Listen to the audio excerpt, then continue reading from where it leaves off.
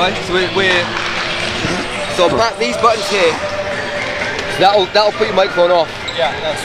So as soon as the timeout starts, we'll push those off because we can't have any music, otherwise we can't put it on YouTube. It's not going. That's a good point actually. It's not going to live on. No, so it's going straight after. Yeah. So all the time, so hence we can't start now until the game starts.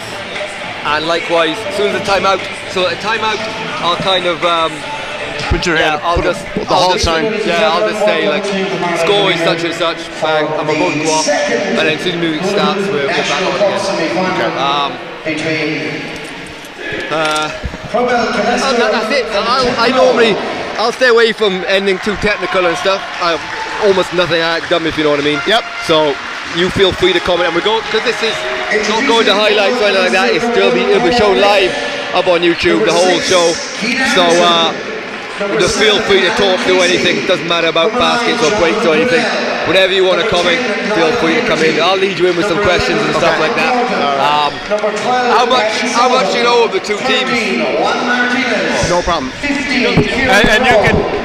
I've done this a bunch, so you know, if you want to signal me or talk me in or tell me to keep going or hold me up, whatever you want. But you know, like in terms of the two teams, much have you seen them much this season? Not too much, but I'll know enough about them, you know. Number 5, Nazareth Sabaluskas. Number 7, Rob Daly. Number 8, Michael Bonaparte. Number 9, Paul Cummins. Number 10, Stephen James. Number 11, Sean Flood. 13, Conor Grace. 14, Shane Holman. 20, Larkin Murphy. 22, Baylock Morrison. 24, Jason Killeen. And number 42, Thomas Swidahoy. Coach is Matt Keenan, assistant coach Sean Bosch.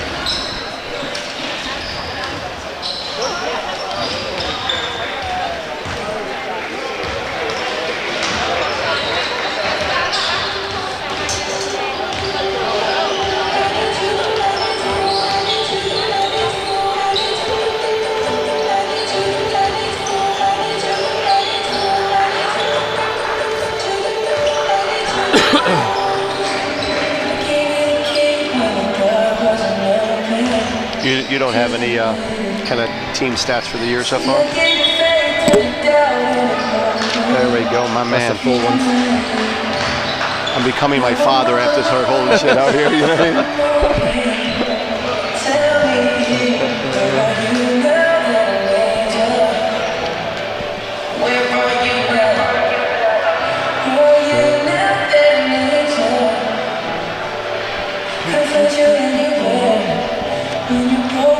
It's not normally this hectic before the game, but normally a bit more prepared.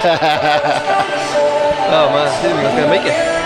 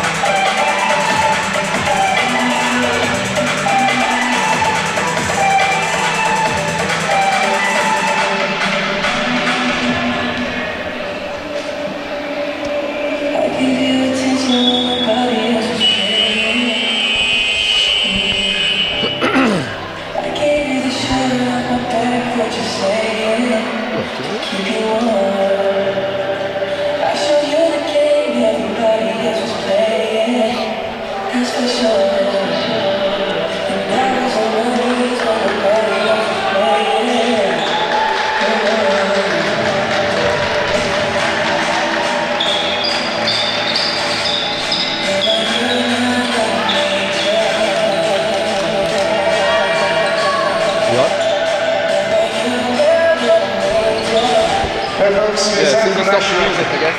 Okay. Right.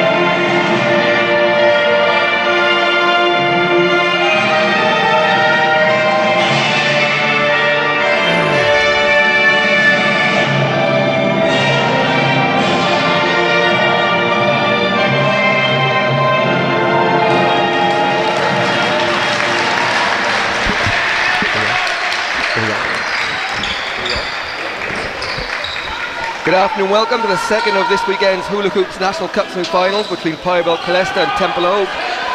Killester last won the National Cup in 2010 when they were coached by today's opposition coach Mark Keenan.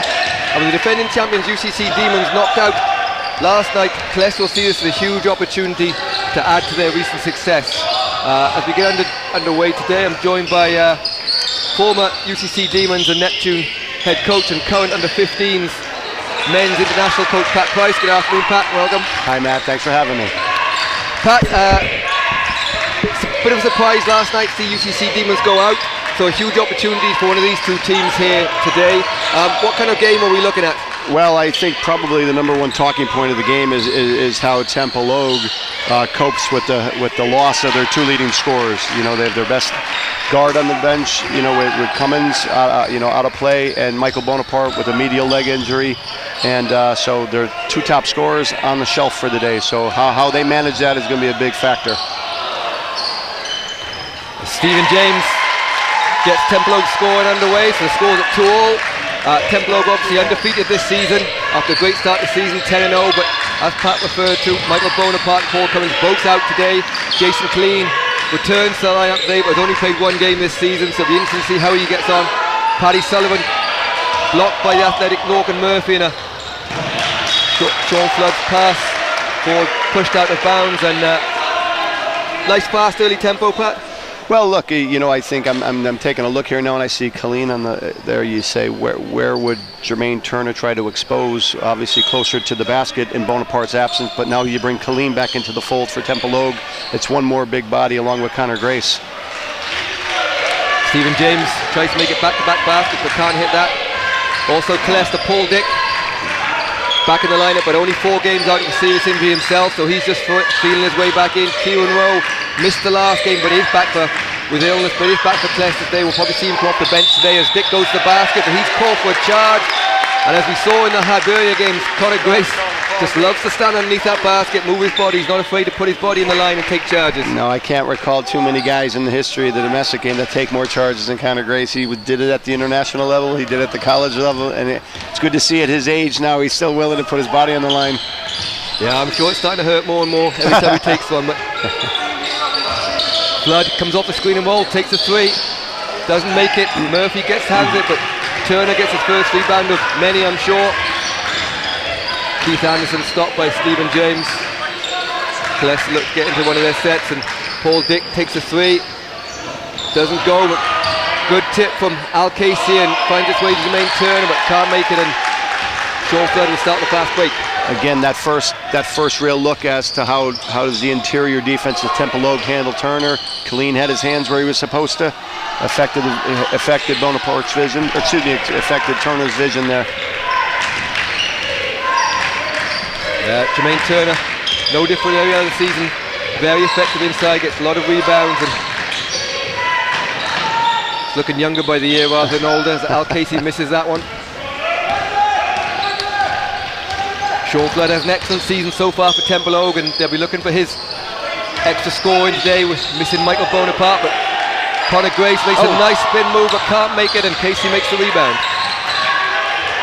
Terrific footwork by Grace, just couldn't get it to fall. And Paddy Sullivan, nice move inside but doesn't go, but Jermaine Turner as always is there to get the putback, and it's 4-2 to Parabel Killester.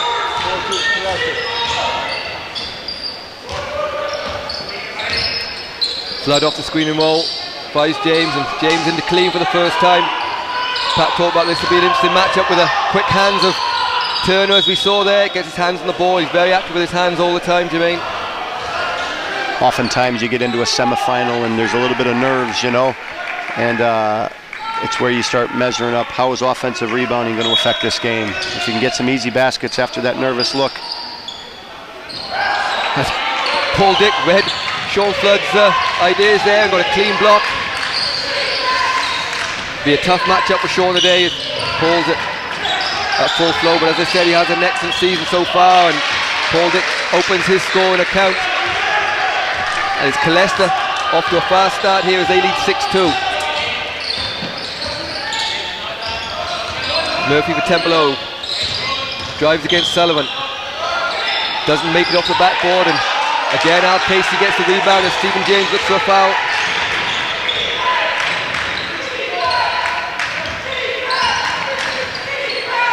Sullivan fakes the 3, penetrates into the middle, finds Turner. He's not afraid to take those 3-point shots. Doesn't go on this occasion, and Sean Flood will start the fast break. Kicks it back to Clean from the foul line. He likes that jump shot, and he shows exactly why. It's 6-4. They're going to need him to score, and they're going to need Flood. Flood scoring 11 points a game. He's going to need to be up on that average today to compensate for Cummins' absence. Yeah, the one big thing, Templeogue got a lot of scoring off the bench all year, but they're probably missing 2 of their bigger scorers and their consistent scorers, so we'll rely on others as Turner fights inside. A foul is called somewhere along there. Any ideas, Pat? Couldn't guess who that was. I think they called an early reach there on, I believe it was Killeen. You know, I think the question was whether or not that could have been called for a jump ball, but the ref obviously had a terrific angle at it. So that'll be something that Coach Mark Keane will have to keep his eye on. Jason Killeen, foul trouble, they can't afford to lose him, and they'll be looking to play him a lot of minutes today.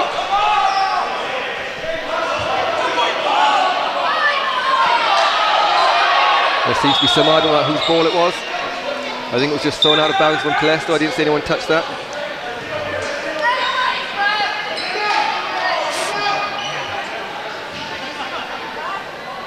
Bit of clarification here amongst the refs, just to double check. And they've confirmed there was no touch, so it'll be Templeogue ball. The correct call, the correct call. Yeah, I think so. Didn't seem to be a touch. A bit of full court pressure here from Killester early. And Stephen James is bringing it up against Keith Anderson with 5 minutes 10 seconds to go. It's Pyrebell Killester that lead Templeogue 6-4. Clean. With Jermaine Turner right there. And like she called down the other end, in fairness to Linda Cassidy, called it a tight call down one end against Jason Clean, but gave him the same call right back down the other end. So that's right, and Colleen won't shy away from the contact. He's an enormous man, and he certainly won't back down from any opportunity to draw fouls on Turner. Yeah, it'll play a huge part. As Clean gets a lob inside, gets Tainer in the air. It's called for travel. He doesn't argue, so obviously he did leave the floor. Maybe just shuffle his feet a little bit, so a good call there. And like you said, Pat, maybe nerves have played a little bit of a part in this game, because 5 minutes to go. A very low scoring start to the game. Yeah, fair. Again, from my own experience, it looks like a fairly typical start to a semifinal. You know, but they're not always pretty. Once you get to this phase, that real deep into the knockout stage, it was beautiful play. Logan Murphy finishes on the break there and fouled by Paddy Sullivan, so he'll get 2 and 1 to come as Jermaine Turner, I think he's having an eye contact lens issue there, may have to go out, or maybe got a poke in the eye. But Logan Murphy, as we saw last season and for most of this season, tremendously athletic, one of the most athletic players in the league, and a tough matchup for Paddy Sullivan so far in the game. Well, what was impressive about that is how he maintained body control through the contact. You know, and that's oftentimes the difference between getting free throws and a three-point play. A nice tip in from Conor Grace there. So Templeogue take their first lead of the game as they lead 8-6.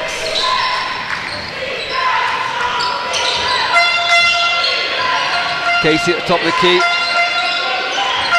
Keith Anderson's looked to penetrate and finds Owen Kiernan, who's checked into the game there. A foul called, nice pass by Keith. And Kiernan will go to the line for 2 shots. Of course, Owen Kiernan played in this in the league final last year for Templeogue, where he really had a breakout game, but made the switch to the Northside club in the off-season and been seeing advanced minutes so far.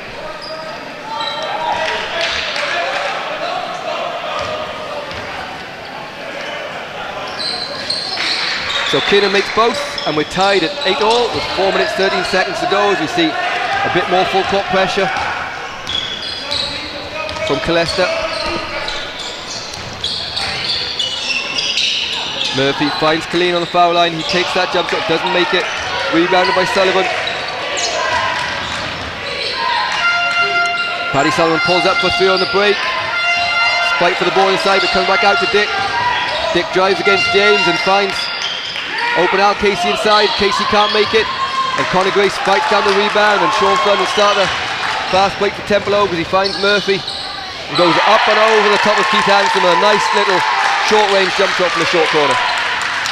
Well, if Murphy can continue to perform that way, the loss of Cummins won't be as painful, really, because the question mark's going to be asked, where are those points coming from? Flood pushes the ball 2-on-2, finds Murphy again. Murphy goes round Anderson with ease, and a nice finger roll to finish, and it's 12-8 on the back of 2 baskets by Murphy. And again, the entrance to the city. Conor Grace feels like he got his feet set, but I think the foul is going to go against him. It's always been, and it always will be, the toughest call in basketball, right? Where his feet set, was there movement? In that case, you know, Conor appeared to be outside the charge circle. The referee obviously made a judgment call that there was movement on his part. Yeah, Conor's not too happy, but those are, as I said, tough calls to make. And Kieran Rowe has checked back in, checked in the game for the first time for Killester. Of course, Kieran's been a starter all season, but missed the last game to illness. Believe he's trained this week, but obviously not quite back to full fitness, so he'll come off the bench today. But in him we have another now experienced guard. He's been a big part of this Killester team for the last 3 or 4 years. A bit of a mistake on the defensive rebounds there, but miscommunication between Killeen and Conor Grace, and Killester will have another chance to tie this game up or come within a point as they trail 9-12. But a steal from Murphy. Murphy one-on-one with Paddy Sullivan, but great hands from Sullivan, and Kernan completes the steal by getting out the outlet to Jermaine Turner.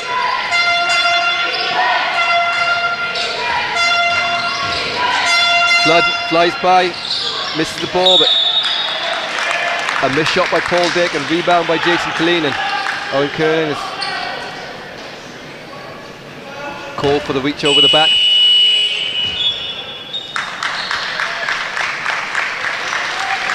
When you're going against size and talented rebounders like Killeen and Grace, you know, you really got to rely on pursuit rebounds, not just position, because Jason Killeen is going to get the position. He's a big, strong man. Connor's going to get position.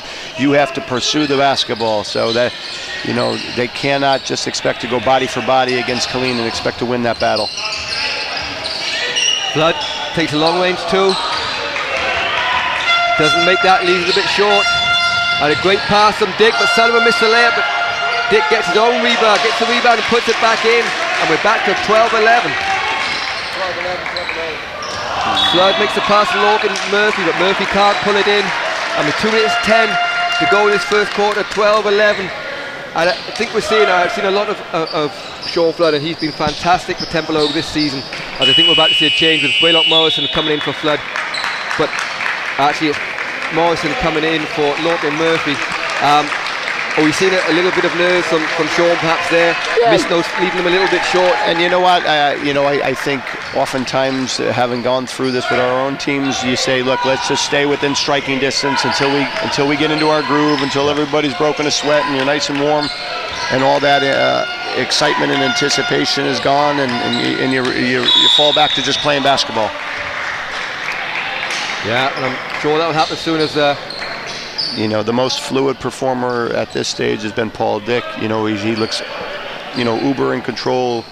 He's had opportunities from the perimeter. He's putting the ball on the deck and getting to the rim at ease. Yeah, Paul Court played professionally in Germany last year, but came back this year after sustaining an injury in the off-season as Kieran Rowe gets all the way to the basket and finishes over Braylock Morrison. And it's Pyrabel Killester. We take the lead as 13-12. Shane Holman has checked in for Killeen. Flood takes a three. Doesn't go, but good rebound there from Connor James. Stephen James giving Connor too much credit as he sits down doing the stats. Shane Holman doesn't make that one off the backboard. And 1 minute 20 to go. Kieran Rowe will start the fast break as he finds Turner against Grace. Turner will take that mid-range jumper but doesn't go again, and baskets are proving hard to come by in terms of jump shots. I'm sure Mark Keenan at some stage is going to want to establish Conor Grace a bit offensively. You know, that's right on cue. You know, right on cue. It's really the first good look he's had. And again, you know, you're going to need those high percentage shots. He's terrific at those step-out jumpers from the post.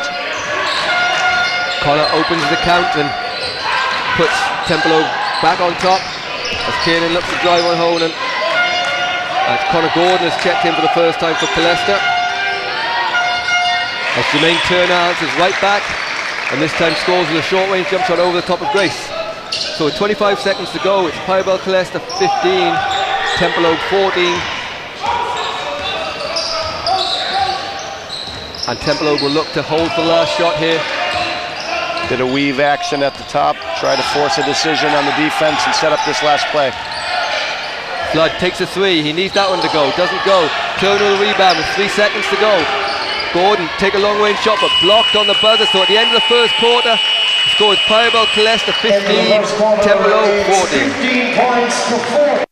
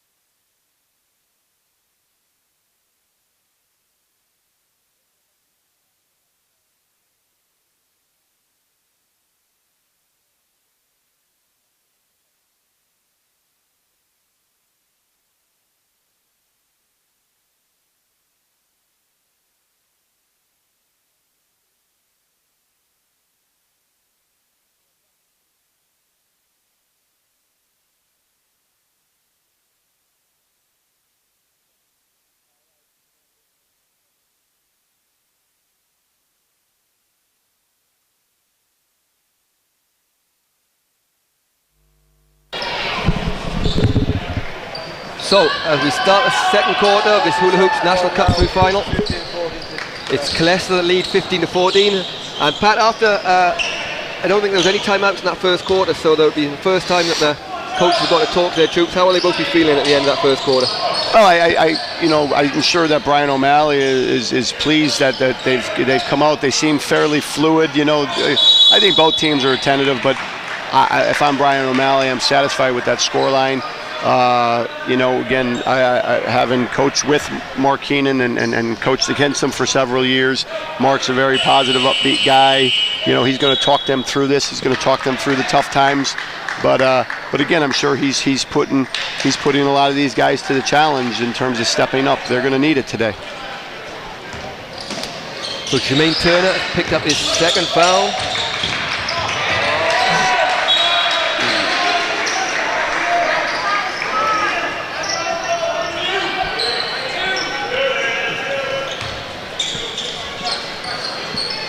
So Johnny Grinnell, last year's coach of Killester, has checked into the game, and Keith Anderson will come back in for Connor Gordon. So Killester continues to run the changes here and keep everyone fit. Turner missed that short waist jump shot. Rebound by Colleen. The missed shot from Grace. A good early look for Connor. The only difficulty with that early in the offense is you don't have too many rebounders in position. It's an all or nothing. Yeah, it takes another shot, and another foul has been called. I think that one's gone against. I think he's called that against Connor Grace, which it is. So that's his second. So both Turner and Grace now on 2 fouls. I'm sure neither coach will want to have to take them out if they pick up their third before half time. And Pat, big decision you see a lot of time in America. Nearly all coaches would take out one of their players if they picked up 2 fouls early, but in Ireland, especially when it's one of their main players, they tend to leave them in a little bit longer. Yeah, look, it's a roll of the dice. Oftentimes it comes down to your trust of that player. Sometimes tactically, a coach might switch a defense to change it up, change the focus. But again, it's a little bit of a roll of the dice. Kieran Rowe makes a nice running jump shot there and puts Killester back up 17-14. Grace against Grinnell in the post, and Grace will fancy the chance, but finds Colleen on the elbow. And Killester Templeogue looking noticeably less fluid than they have done earlier on in the season. And Mark Keenan won't be happy with that set. They had spacing issues, they had communication issues, and it ended up resulting in an ill-advised shot from the corner there while Colleen was trying to hold the post up. We have a timeout called there with Killester leaving 17-14.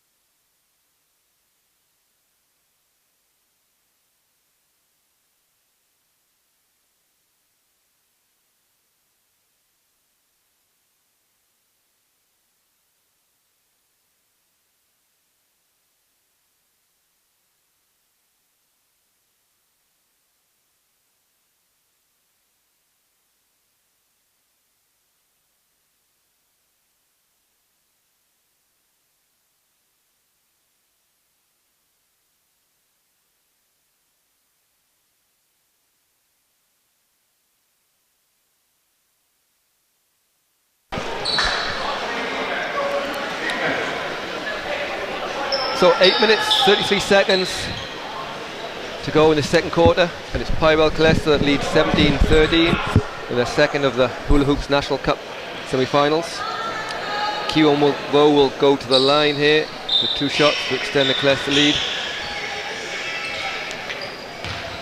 Pat, before the timeout, we were talking about the last offense, we were talking about spacing a lot, and the fact that Templeogue won their first 9 games of the season with the lineup of Cummins for most part, but especially Bonaparte and Grace, and now they've changed that for Colleen and Grace. Is that going to make a big difference in terms of where they stand and how they play?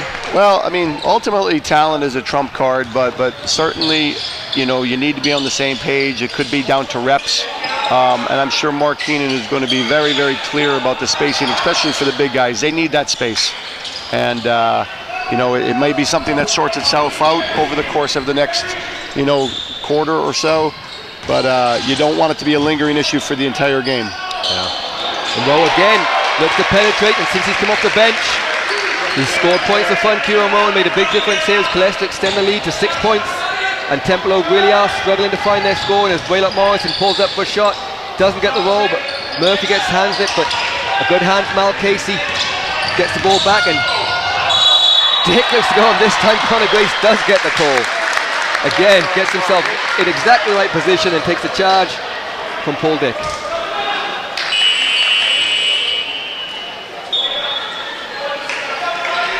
Well, Conor Grace just has that great package for a defender. He's got awareness, he's got length, he's got intelligence, he's got bravery, he's got great vision. He knows where to position himself at all times. So he's got the full package defensively. Great trap from Al Casey there. And we saw that a lot in the Hibernia games at the very highest level. It's amazing how many charges he takes, but more than anything, it amazed me how many times he had his heels a centimetre outside the charge circle, never once stood on the charge circle. That's right. Knew exactly where he was at all times. And Grace takes that three, doesn't make it. As Paddy Sullivan has checked back in for Paul Dick. Al Casey decides not to shoot from the corner and resets the play. And Turner up against Colleen. Takes the jump shot. And is that the kind of shot that Jason will be happy with? They'd be more than happy. Mark Keenan, having coached Jermaine for years, would tell you he'd leave him there all day. You know, from our own experience, I coached against Jermaine Turner here in the Super League semifinals one year, and he looked like he was playing on a Nerf hoop. You got to get him away from the rim. If you see him taking a 12-footer, you would take that all day. Yeah, and especially with the way this game is going, with nobody really being able to make any jump shots. I think I can only remember two shots from outside the key going so far, as Casey tries to extend that, and he does make a shot from the elbow to extend the lead, 22-14. Even hitting those high post jumpers will put pressure on the Templeogue defense, because it'll pull one more big guy away from the rim, which is where Turner wants to be. And Grace opens the account from the three-point line. He had a couple of sighters there, but you can't give him too many looks. He makes no mistake on that occasion and cuts the lead. It's now Pyrabel Killester 22, Templeogue 17. And Waylott Morrison does an excellent job putting pressure on Paddy Sullivan and turnover. The referee discussed it. Killester unhappy, but it will be Templeogue ball. And in a lot of games this year, Braylock's really been the energy for Templeogue as he comes off the bench. And they'll be looking for a lot of him at the moment as Flood is on the bench and Morrison and McLaughlin take up the guard spot. Well, look, if the first 14 minutes are any indication, Templeogue's going to have to grind this. They're going to have to grind this out. I would expect Conor Grace and Jason Colleen to exhibit some leadership, particularly among the new guys or the younger guys. But again, right now, Killester with a more balanced approach. But again, this is going to be a game that obviously is not going to be known until well into the fourth quarter. So Paddy Sullivan makes a three in answer to a fantastic drive and finish from Waylott Morrison over Jermaine Turner, and a huge block from Turner as Lorcan Murphy threatened to get up, and Murphy comes back and fouls Turner, who gives us the Superman pose we've seen before. It's normally after a dunk, but obviously he's toned it down a little bit as he takes it after a layup. So, you know, as the age creeps in, you know, maybe a pose after a layup, I don't know. Yeah, that must be the case. After talking about that afterwards. And it's 22-17 to Killester.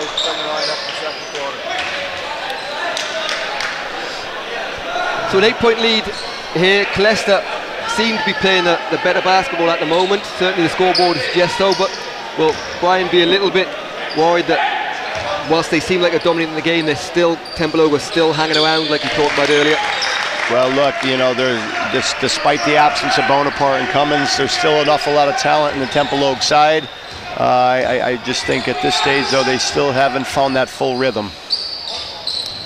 So James finds Murphy, back out to Flood on the 3-point line, waits for the screen from Killeen. James looks to penetrate and hands from Johnny Grinnell, call for a foul, reaching in.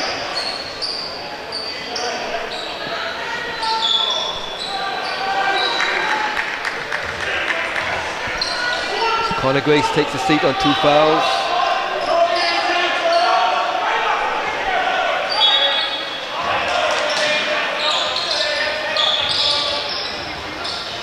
Morrison takes a high floater, but Murphy, I think he might have jumped out of the rafters there. He seemed to come from nowhere and take a rebound, but landed on the end line.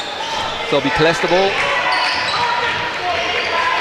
This is a pretty critical stop for Templeogue here now. You're going to, you know, Killester with the opportunity to extend this into double digits. Sullivan finds Turner on the 3-point line, guarded by Killeen, but Turner goes straight at it. Murphy, I'm not sure who he's calling actually, might actually be calling on Killeen. It is, he's been called on Jason Killeen.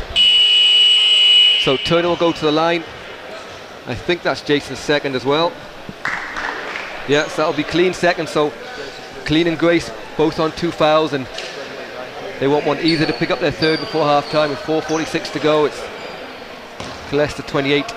Plenty of ticks on the clock here in the second quarter, and you certainly know that, you know, Paul Dick's attack and Jermaine Turner's play around the rim, there's going to be some challenges at the rim.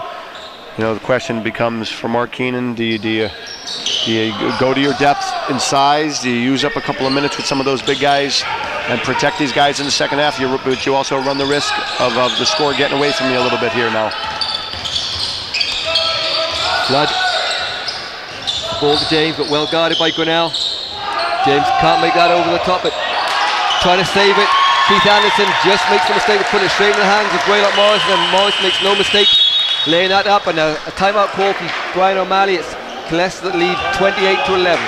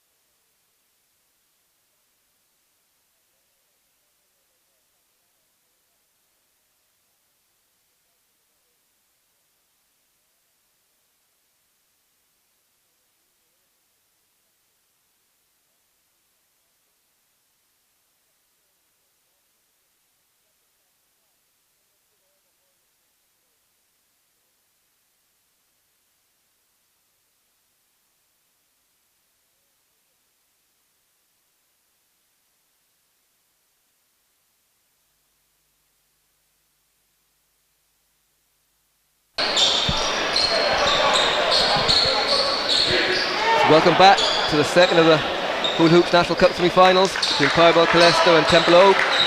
It's Killester leading 28-11 in a fairly low-scoring first half with 4 minutes 23 seconds to go. So Connor Gordon being picked up full court by Sean Flood.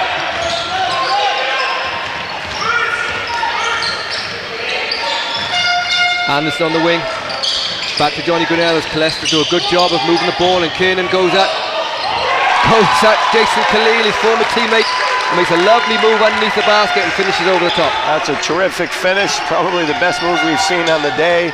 Lovely athletic move, and used the rim as his friend. Flood drives to the basket there, was almost certainly pulled back on the arm, and he'll go to the line for 2 shots. You want to keep an eye on Jason Killeen here now. He came down very awkward on that leg. Yeah. He's walking it off a bit here now. Jason, of course, his first game back last week after having knee trouble for the start of the season. Well, hopefully no issues there. His knee seemed to have a bit of weakness there when he was setting that screen. Templeogue absolutely cannot afford another injury to one of their mainline forwards. As Sean Flood opens his account, and Pat, this will do Sean, who played in a lot of junior finals and semi-finals and dominated, but just struggled to get into this game a little bit early.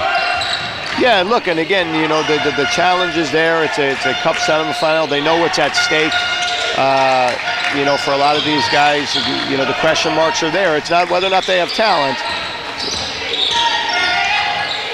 Kieran Rowe pulls up for a jump shot, doesn't make it. Johnny Grinnell beats Lorcan Murphy, but Murphy comes back with a block and Morrison starts to break. It's 2-on-2. Morrison finds Flood. Flood will take a three-pointer, and he makes that. Great shot on the break from Sean Flood as he cuts the deficit to 5 points.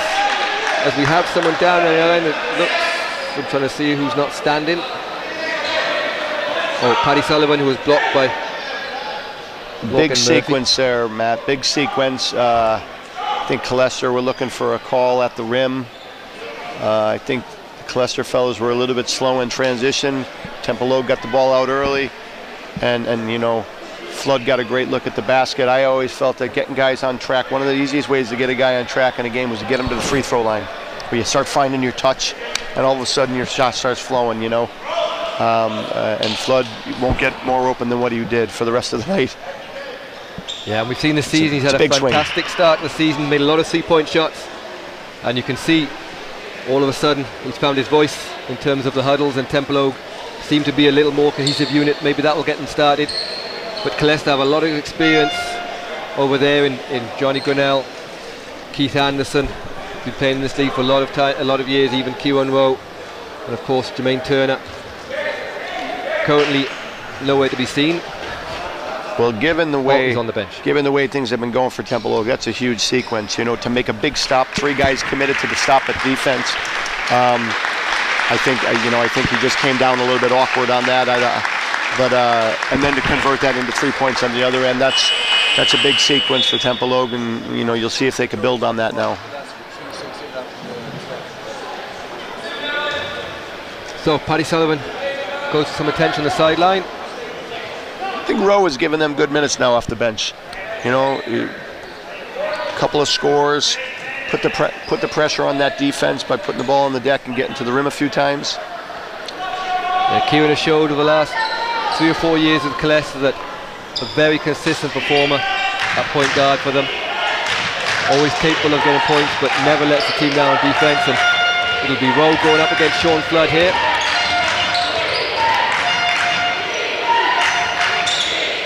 Turner gets the ball back to Rowe. A little bit slow and stuck on offense, but Turner looking to go against Killeen. Killeen gets his hand on that ball. Good block from Killeen, and that looks to start the fast break as Templeogue have numbers, but Murphy just goes up and over but can't finish. And Turner gets the rebound and back into the hands of Kieran Rowe.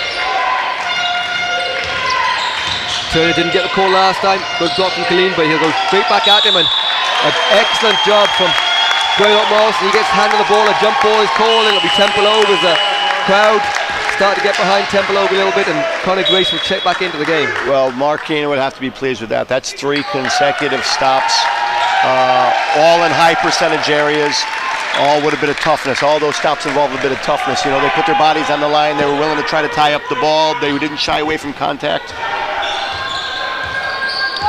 And a good following for Templeogue and Killester here. Come down from Dublin, both very well supported clubs, as James finds Murphy inside, and again he makes that little short corner jump shot, and the lead is down to 3, 30-27. Terrific look there, terrific look. Oftentimes the screener is the man who's actually the most open, and he found him on the weak side.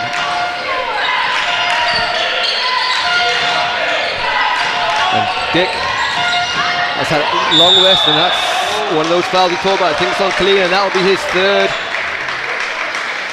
And that will hurt Templeogue. And he'll surely have to come out of the game with 2 minutes to go in this first half.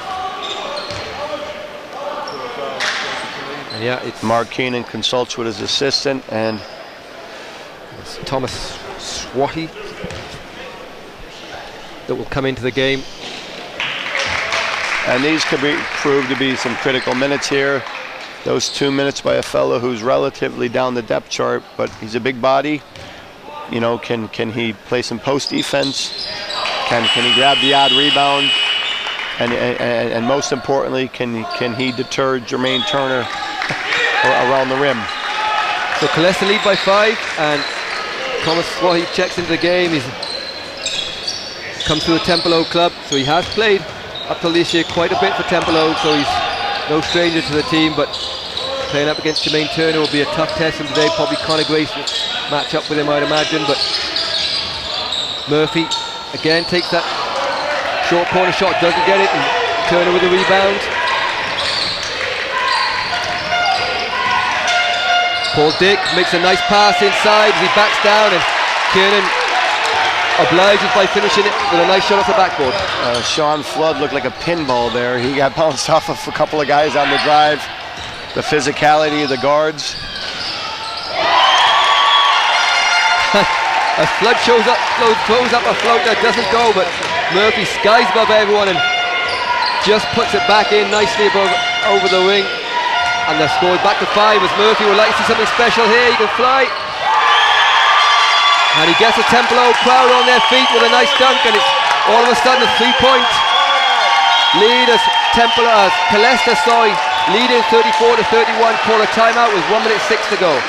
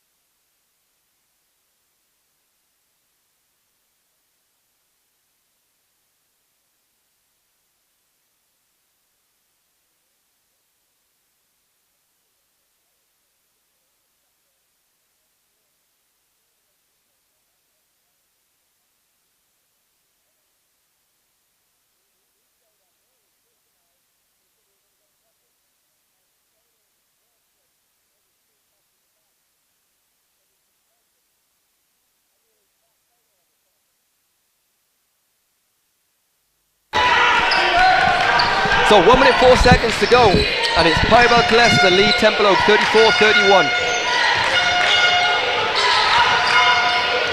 Anderson looks to penetrate on Murphy. Call for a foul, and that goes on Murphy. I think that could be his third. It did go on Murphy. I think it's only his second though, so. Getting results coming out of timeouts is so critical. You know, that first opportunity to execute either on the offensive end or the defensive end. And I think that Templeogue may have bailed him out with a soft foul on the reach. So Anderson makes post, extends the lead to 5 with 45 seconds to go. Murphy finds Flood. Flood takes a quick 3. Doesn't go, but Murphy will get the rebound, and Templeogue will have another chance. The shot clock ticks below 10 seconds. Flood looks to penetrate, fakes a little bit, but goes to the backboard. Doesn't quite make that one either. Not quite found his range yet. Short Flood, but gets a nice steal for the foul and doesn't get it. Gets the ball back, and eventually persistence pays off for Floods. He misses 3 in a row, but doesn't give up, and that's what we like to see for a young kid. There's 5 seconds on the clock. Killester with 3 up 3. Rowe gets all in the basket, doesn't make it, and Swahi gets the rebound, and there we have it. The end of the first half of this National Cup semi-final. The score is Pybel Killester 36, Templeogue 33. We'll see you in the second half.